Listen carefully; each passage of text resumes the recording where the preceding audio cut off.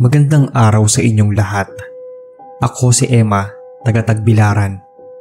Ngayon po ay narito ako sa Cavite dahil dito ako nakapaghanap ng trabaho. Ang kwentong ibabahagi ko sa inyo ay maaaring hindi para sa may hina ang loob. Isang bagay na hindi na dapat ginagalaw pa. Sa isang liblib na baryo dito sa amin sa Tagbilaran, may isang lumang balon na matagal nang hindi ginagamit. Walang sino man ang lumalapit doon kahit pa sa kainitan ng araw o kahit para lang kumuha ng tubig. Ang sabi ng matatanda, may masama raw na nangyari doon nung unang panahon. Pero wala namang nagkukwento kung ano yon. Isang bagay lang ang tiyak ng mga matatanda sa amin. Wala pang lumapit doon na hindi dumanas ng kamalasan. Akala namin lahat na ito ay kwento-kwento lang ng mga matatanda. Pero laking gulat namin nang mabalitaan ang tungkol sa batang nawawala at ang tinuturong may sala ay yung lumang balon. Pangalanan natin siyang Ernesto, 7 taong gulang, masayahin at mahilig maglaro sa bukirin.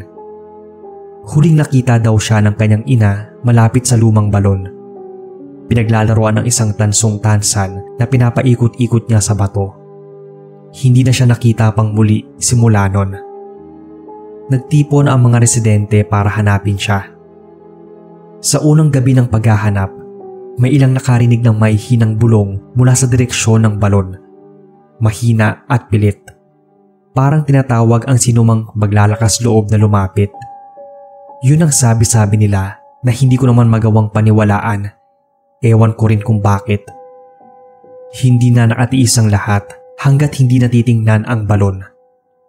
Isang lalaki na kabarangay namin ang nagdesisyon na bumaba ng balon. Itinali niya sa isang matibay na lubid, hawak ng 4 na kalalakihan. Mabagal lang daw siyang bumaba, dala ang isang gaserang nagbibigay ng mahinang liwanag. Nang maabot niya yung kalahati ng balon, napansin niyang may nakapatong sa basang lupa sa ilalim. Maliit na tsinelas. Malamang ay kay Ernesto yon. Pero walang bata. Ayon sa kwento niya, nagpatuloy siya sa pagbaba. Sinundan yung tunog ng may hinang bulong na mas lumalakas habang lumalapit siya sa lupa. Parang nanggagaling ito sa mismong dingding ng balon sa pagitan ng mga batong tinutubuan ng lumot. At nang ilapit niya yung ilaw, nakita niya ang isang maliit na kamay. Maputla, lumuluwa yung mga kuko at dahan-dahang sumisilip mula sa bitak na bato. Bago pa siya makasigaw, may humawak sa lubid na bumabalot sa katawan niya. Isang malamig na bagay, matigas ang kapit, at bago niya pamaramdaman ng sakit, naputol ang lubid. Mabilis siyang bumagsak sa lupa pero nagmamadali siyang tumayo.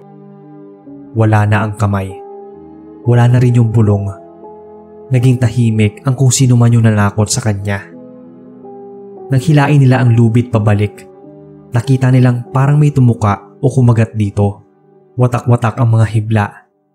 Hindi parang naputol ng kutsilyo pero parang ginangasab. Nakaakyat naman yung lalaki. Simula nun, wala nang bumaba sa lumang balon. Pero tuwing hating gabi, may nadidinig na umiiyak mula roon.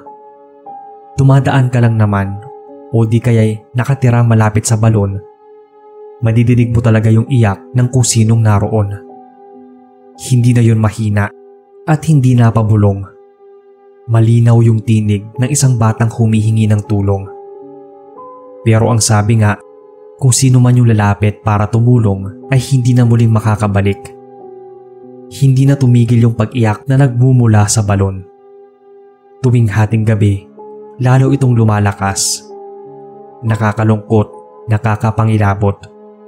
Pero pareho-pareho naman kaming walang magawa nun dahil hindi namin talaga alam ang gagawin.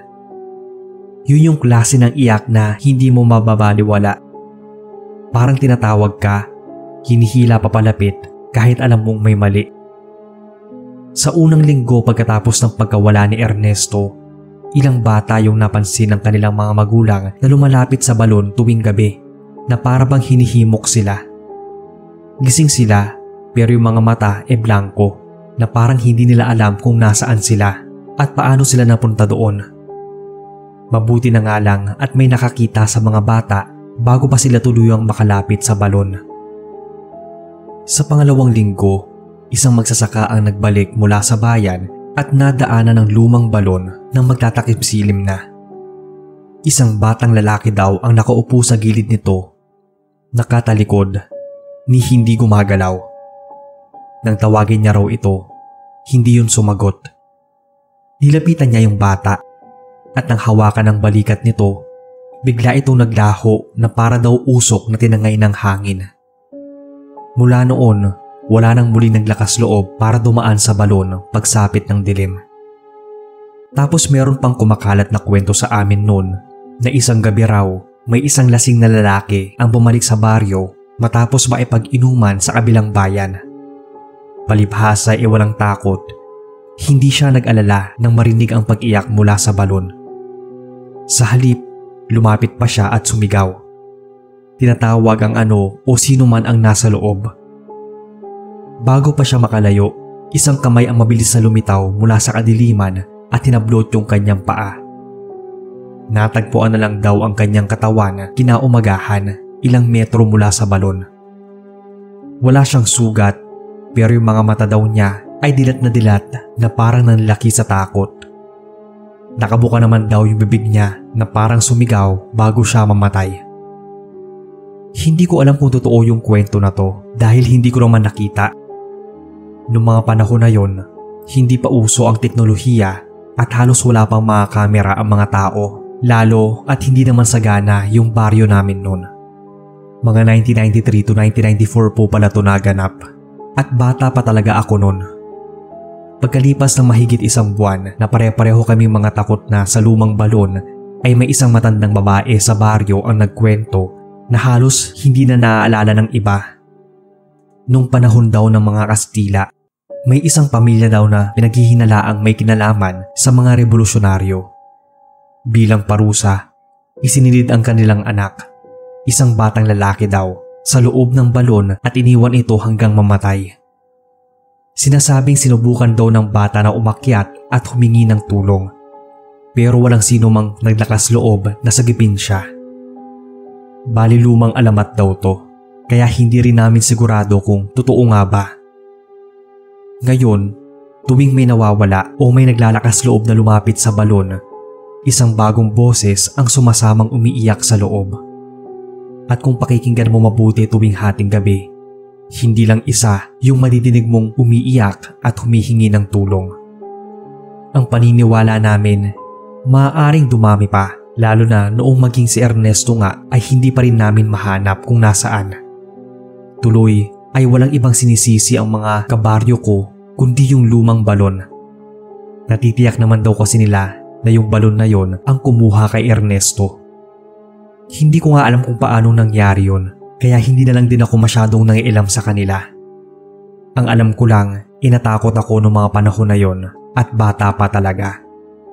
Ang nagawa ko lang ipagdasal ang kaluluwa ni Ernesto kung nasaan man siya.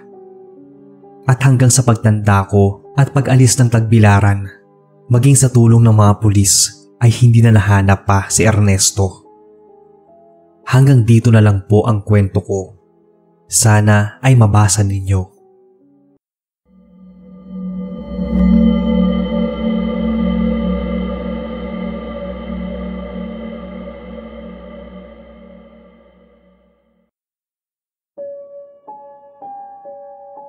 Magandang araw Boss Bob at sa lahat ng mga nakikinig sa inyong channel. Tawagin mo na lang akong Aubrey, taga Nueva Ecija. Gusto ko lang din magbahagi ng isang kwentong hindi ko makakalimutan. Isang bangungot na nangyari sa amin ilang taon na ang nakakalipas, na hanggang sa ngayon ay kinikilabutan pa rin ako tuwing bumabalik sa isipan ko. Hindi ko makakalimutan yung araw na lumipat kami sa lumang bahay na yon. Sa unang tingin pa lang, alam kong may kakaiba na. Masyadong tahimik ang paligid. Tapos yung pakiramdam na parang may naatitig sa'yo mula sa bawat sulok ng bahay. Sa likod naman ng bahay, may isang lumang balon. Kalawangin ang takip at kahit anong gawin ng tatay ko, hindi niya ito mabuksan ng buo. May kakaiba sa balon na yon. Hindi lang ito luma, para din may pumipigil sa sino mang sumilip dito. Sabi ng matatanda sa lugar namin, may babae daw na tinulak doon ng kanyang asawa. Simula nun, hindi na raw naging malinis ang tubig. Lagi itong kulay itim. Nung una, hindi ko pinapansin. Hindi naman kasi kami gagamit ng tubig mula roon. Pero unti-unting nagsimulang may magbago, hindi sa bahay, kundi sa kapatid kong si Miko. Si Miko yung bunso naming kapatid, 7 taong gulang nung time na yon. Tahimik lang siya, mahiyain, pero palangiti. Pero pagkalipas ng ilang linggo doon sa nilipatan naming bahay, nagbago siya. Madalas siyang nakatitig sa bintana, naatuon ang tingin doon sa balon. Minsan, mahuhuli ko siyang bumubulong ng mahina na parang may kinakausap. Akala ko nung una, naglalaro lang siya o nag-i-imagine lang dahil nga bata. Pero isang gabi, nagising ako sa mga yabag sa sahig. Mahina, dahan-dahan, yung para bang ayaw magising ang iba. Bumangon ako nun. Naglakad papunta sa pasilyo. Doon ko nakita si Miko. Nakatayo siya sa may pintuan, hawak ang seradura at nakatingin lang sa akin. Walang emosyon yung mukha niya. Pagkatapos nun, dahan-dahan niyang binuksan ang pinto at lumabas. Kinabahan ako nun. Sinundan ko siya sa labas hanggang sa maarating kami sa likod bahay. Nakahinto si Miko sa gilid ng balon. Nakayapak lang siya. Hindi gumagalaw at nakatitig lang siya sa loob nito. Para bang may hinihintay siya o ano. Malamig yung hangin nung gabing yon, pero ramdam kong pinagpapawisan yung batok ko. Hindi ko alam kung bakit hindi ko siya agad hinila palayo. Pakiramdam ko may kung anong humawak din sa akin na pumipigil sa akin na lumapit. Napatahimik ako hanggang sa narinig ko yung boses niya ng mahina at nanginginig. Ayoko po sumama. Sumikip yung dibdib ko dahil wala naman siyang kausap. Wala namang ibang tao sa paligid kundi kaming dalawa lang. Pero nang sumilip ako sa balon, hindi tubig ang nakita ko. May gumagalaw sa loob na hindi malinaw. Para siyang basang buhok na dahan-dahang lumulutang sa dilim. Tapos kita ko na parang may mga daliri pang dahan-dahang sumasampa sa gilid ng bato. Aakalain mong para siyang horror movie na ipinalabas noon. Pero nangyari kasi itong kwento bago pa ipalabas yung pelikula na yon. Napaatras ako noon at sa wakas nagawa kong hawakan si Miko. Hinila ko siya palayo at doon ko lang napansin na nanginginig siya at parang takot. Pagkabalik namin sa bahay, nakita naming gising si Mama.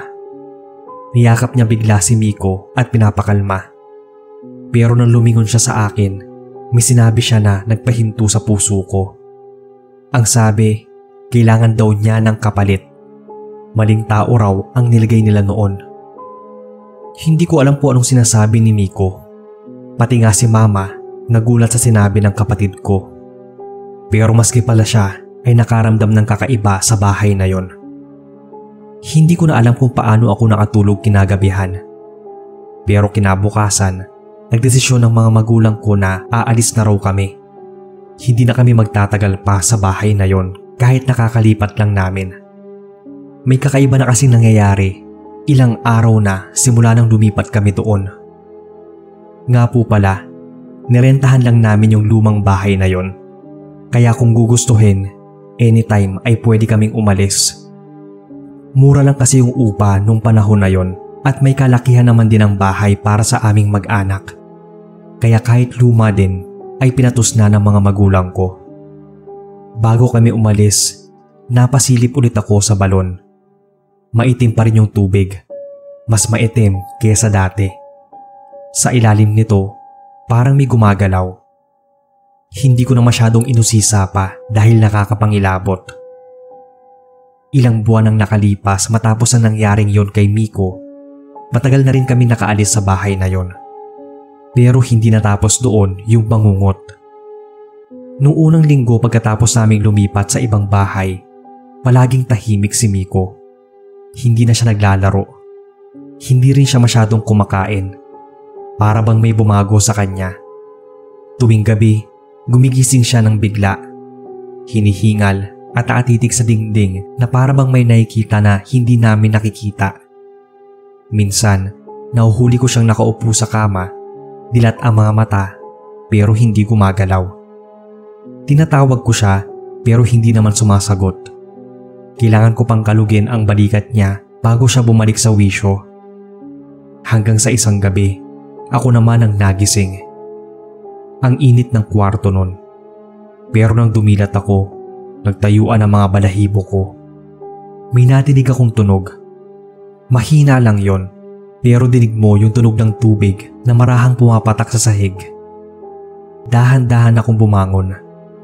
Nakita kong mahimbing naman ang tulog ni Miko sa kama niya.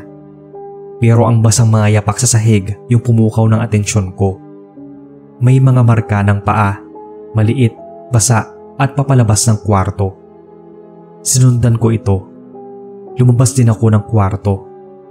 Nangihina na nga yung tuhod ko sa takot nun. Walang ni anong ingay sa bahay maliban sa marahang tunog ng tubig na tumutulo. Hanggang sa marinig ko yung mahinang kaluskos mula sa labas.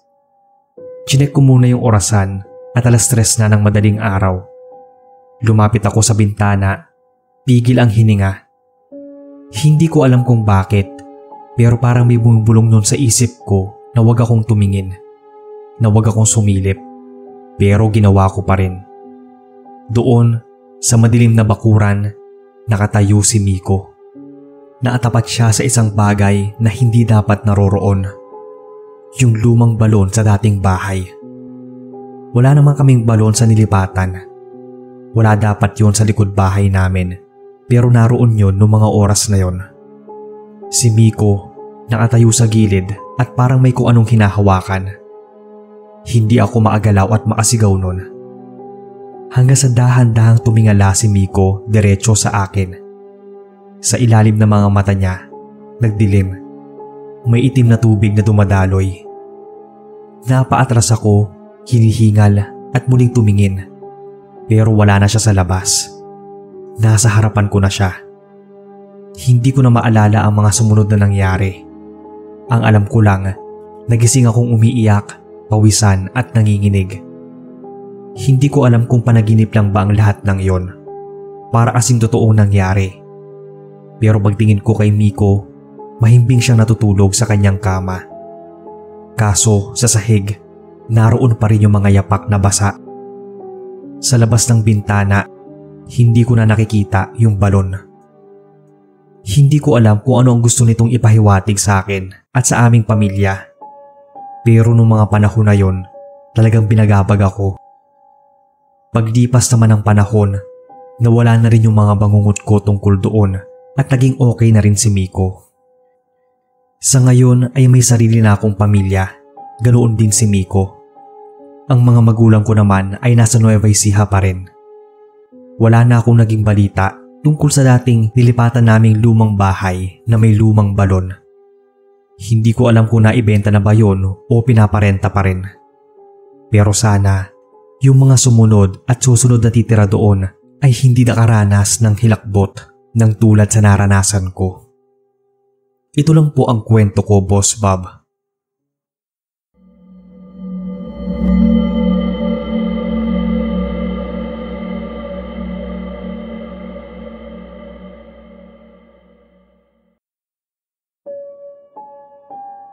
Magandang gabi, Sir Bob, at sa lahat. Ako si Sarah, taga Camarines Norte. Palagi ko pong inaabangan yung mga uploads nyo dahil sa hilig ko rin makinig ng mga kwentong katatakutan. Kaya sana ay mabasa ninyo itong isishare ko. Nangyari ito 3 years ago. Matagal ko nang gustong bisitahin noon yung lumang bahay sa dulo ng kalsada. Maraming kwento kasi ang kumalat tungkol dito. Pero ang pinaka nakakatakot ay yung tungkol sa isang batang nawala noon. Ang sabi ng mga mas nakatatanda, naglalaro daw ito sa bakuran nang mahulog sa balon. Sinubukan daw siyang sagipin, pero kahit anong paghila nila ng lubid, kahit anong pagsilip nila sa ilalim ay wala. Parang nilamon daw siya ng kadiliman. walang gustong lumapit sa tinuturing nilang haunted house na yon. Pero ako, bilang isang urban explorer na mahilig sa ganitong klaseng lugar, hindi ako basta-basta natakot. Gusto kong patunayan na yung mga kwentong ito ay katahang isip lang. Dinala ko yung phone camera na may flashlight at nagtungo doon sa bahay isang gabi. Nang marating ko ito, tumambad sa akin ang isang lumang balon sa harapan. Yung pader nito ay yari sa bato syempre. May mga lumot na nakadikit at mukhang matagal nang hindi nagagalaw. Tumapat ako rito at inon yung camera at tinutok yung flashlight sa loob. Madilim, walang tubig at walang kahit ano. Inikot ko naman ang buong bahay. Pinasok ko yung loob at kinuna ng video ang bawat sulok.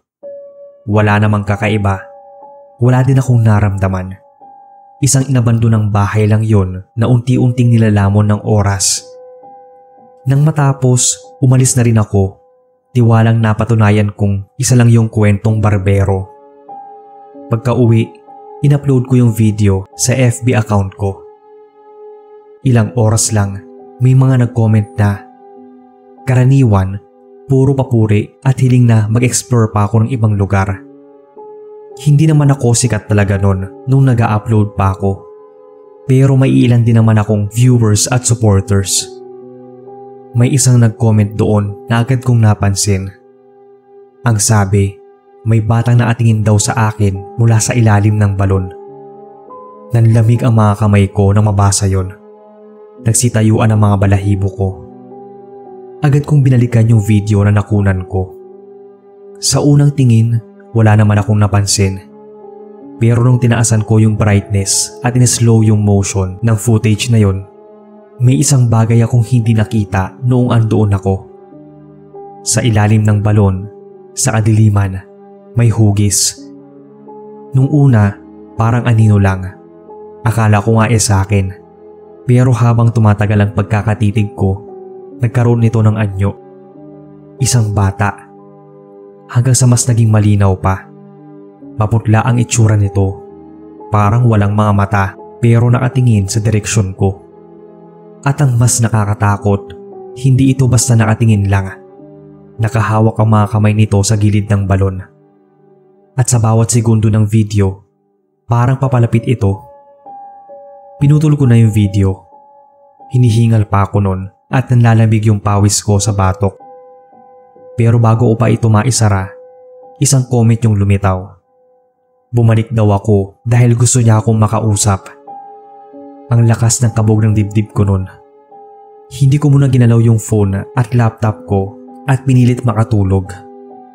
Ayoko nang mas isipin pa yung nakita ko gayong gabi na. Kinabukasan, kahit labag sa loob, binalikan ko yung haunted house. Kailangan kong makita ito muli. Kailangan kong patunayan na baka trick lang ng ilaw o baka glitch sa camera. Pagdating ko roon, napalunok muna ako at sinubukang pakalmahin ang sarili. Dahan-dahan akong sumilip ulit sa balon. Wala naman ako nakita. Madilim lang, gaya ng dati. Pero may napansin akong kakaiba. Yung lupa sa paligid ng balon basa. Yung para bang may umakyat mula sa loob nito. Pinilit kong isipin na baka dahil lang ito sa hamog ng gabi. Pero nung tatalikod na ako, biglang lumamig yung hangin sa paligid kahit na mainit naman ang panahon. Sa isang iglap, para akong may naramdamang kamay na dumampi sa balikat ko. Nagulat ako at inikot ang ulo ko, pero wala namang ibang tao. Nang may marinig akong parang basang yapak dun sa loob ng balon, kaya dali-dali ko itong tiningnan. Pero wala namang ibang gumawa ng tunog. Mabilis akong tumakbo palayo at hindi na lumingon. Kahit nasa loob na ako ng bahay, may bumabagabag pa rin sa akin. Pakiramdam ko ay hindi ako nag-iisa. Kinabukasan, pagbukas ko ng laptop, may bagong comment sa video ko. Ang sabi, salamat daw sa pagbalik ko. Ngayon, alam niya na raw kung nasaan ako. Sa isip-isip ko, nantitrip lang yung nag-comment, pero kinabahan pa rin ako. Kinalma ko na lang yung sarili. Bago ko maklose yung laptop, Bigla na lang nag-open yung video na kinunan ko doon sa balon. Yung batang maputla at walang mga mata. Pansin ko na naangisi na siya at mas malapit na sa camera. Agad kong pinatay yung laptop at napaatras. Halos matumba na nga ako sa upuan. Nung kumalma na ako, muli kong binuksan yung laptop. Andoon pa rin yung imahe na naka-freeze doon sa bata na nasa balon. Hindi ko ma-exit o close yung frame. Ayaw gumana ng touchpad, pati ng mouse. Pinipilit ko na rin i-off ulit, pero ayaw mag-off. Kaya sinara ko na lang ulit yung laptop. Lumabas ako ng kwarto. Chinek kung nakasara ba at nakalock yung pinto sa entrance at kung sarado din yung mga bintana. Naparanoid na ako noon na baka mamaya biglang pumasok yung bata na galing sa balon papunta sa bahay. Nung mga panahon na to, ilang araw na wala ang mga magulang ko sa bahay dahil nasa Marinduque. Pagbalik ko ng kwarto, nakita ko nakaangat na yung screen ng laptop ko na alam kong nakasarado. Naatambad sa screen yung video ng lumang balon at ng bata. Hindi na ako nagdalawang isip pa na tumakbo palabas ng bahay. Ni hindi ko na nga naisara ang pinto. Sobrang kinilabutan talaga ako nun. Saka ko lang napansin na umuulan pala. Napatingin ako sa paligid. Walang mga tao dahil nasa kanya-kanyang bahay na ang mga kapitbahay ko. Inangat ko ang paningin ko sa bintana ng kwarto ko na nasa ikalawang palapag. Doon ako nasindak nang may nakita akong anino ng parang sa isang bata na nakatayo.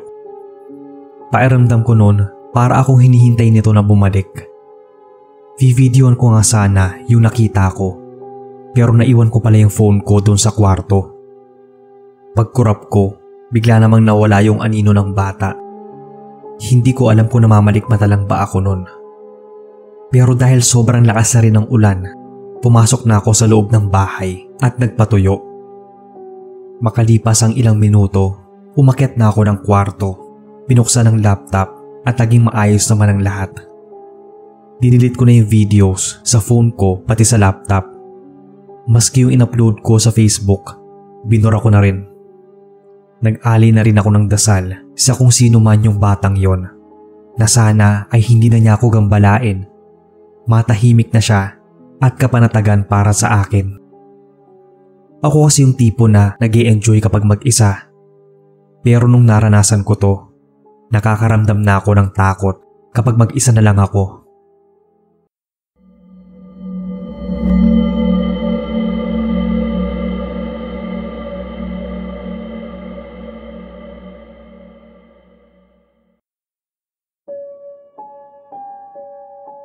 Magandang araw sa inyo. Tawagin niyo na lang ako Martha, taga Siquijor. Gusto ko lang ibahagi itong totoong nangyari na nagpabago sa buhay ko. Hindi ko akalain na yung isang payapang baryo magdadala sa akin ng katatakutan na kailanman ay hindi ko makakalimutan. Pumunta ako noon sa Larena para magpahinga mula sa nakakapagod na lungsod sa Siquijor. Isang simpleng bakasyon sa probinsya na malayo sa ingay, trabaho at anumang alalahanin. Pero nagkamali ako.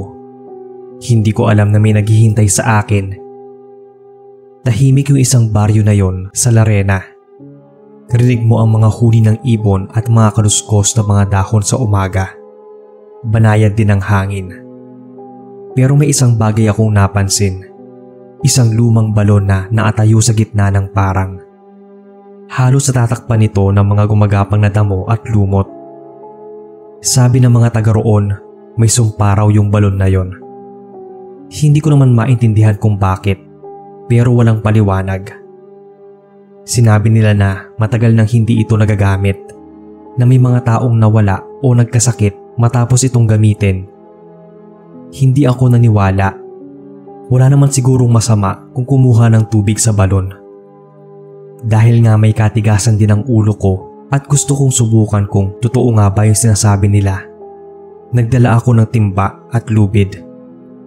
Wala gaanong ilaw sa paligid, pero sapat na ang liwanag ng buwan, pati na ang dala kong flashlight. Mas malalim pala yung balon sa inaakala ko. Nang itapon ko yung timba, inabot pa ng ilang segundo bago ko marinig ang pagsalpok nito sa tubig. Nang hinihila ko na ito pataas, may naramdaman akong malamig na hangin na nanuot sa balat ko. Walang ibang tao doon bukod sa akin, pero yung pakiramdam na may mga matang naamasid sa akin mula sa dilim. Nang makuha ko ang tubig, napansin kong may kakaiba itong amoy. Yung parabang bulok na kahoy na nababad sa tubig ng matagal. Hindi ko na yun pinansin pa. Inisip ko na baka natural lang yun dahil matagal nang hindi nagagamit yung balon. Nung panahon kasi na yun ay may schedule lang yung tubig. Sinasara ito tuwing gabi. Wala ring naipon na tubig doon sa drum, kaya doon ako sa balon kumuha ng tubig.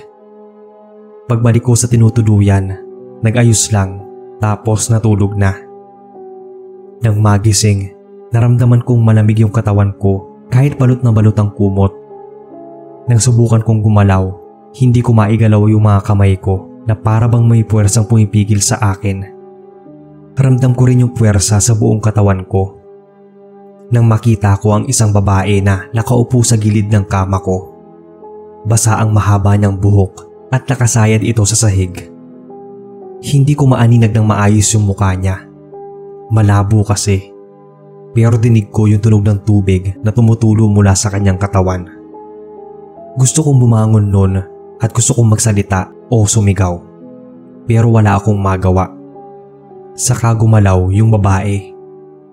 Dahan-dahan niyang inangat yung mukha niya. At doon ko napansin na wala siyang mga mata, ilong o bibig. Blanko kumbaga. Ipinikit ko ang mga mata ko, umaasang masamang panaginip lang yon. Sa pagdilat ko, para akong bumalik sa ulirat. Naagalaw na ako at nakalikha ng tunog. Wala na yung nakakatakot na babae. Para akong nagising sa bangungot. Hindi na ako nakatulog nung madaling araw na yon. Tulala lang ako at hindi gumagalaw.